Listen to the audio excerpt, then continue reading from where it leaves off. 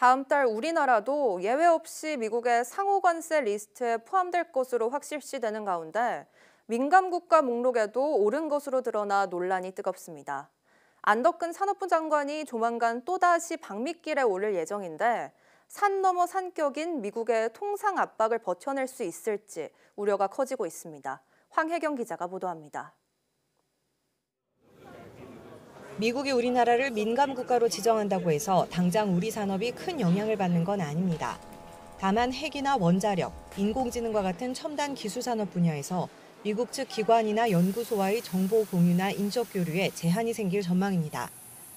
특히 각국 간 경쟁이 치열해질 것으로 보이는 소형 모듈 원전 등 차세대 에너지 기술을 놓고 한미 협력에 차질이 빚어질 가능성이 있습니다. 민감 국가 지정 효력이 시작되는 건 다음 달 15일. 때문에 최상목 대통령 권한대행은 안덕근 산업부 장관에게 최대한 빨리 미국 에너지부 장관을 만나 민감국가 배제를 요청할 것을 지시했습니다. 안 장관이 올해만 벌써 세 번째 방미를 추진 중인 가운데 과제는 비단 민감국가뿐만이 아닙니다. 미국이 다음 달 2일로 예고한 상호 관세에 한국도 예외 없다는 게 확인되면서 최대한 우리 측 입장을 반영해 관세율을 낮춰야 하기 때문입니다.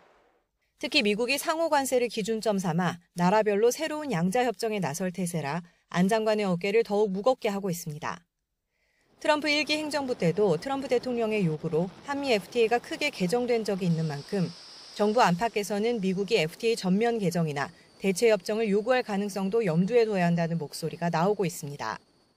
그리고 USTR이 이야기한 게 예를 들면 무역 적자 문제, 농축산물, 검역, 그다음에 관련된 신약 그런 것들이지 않습니까? 그래서 아마 대부분 다 한미 FTA 협상하고 연관이 되어 있는 분야여서요.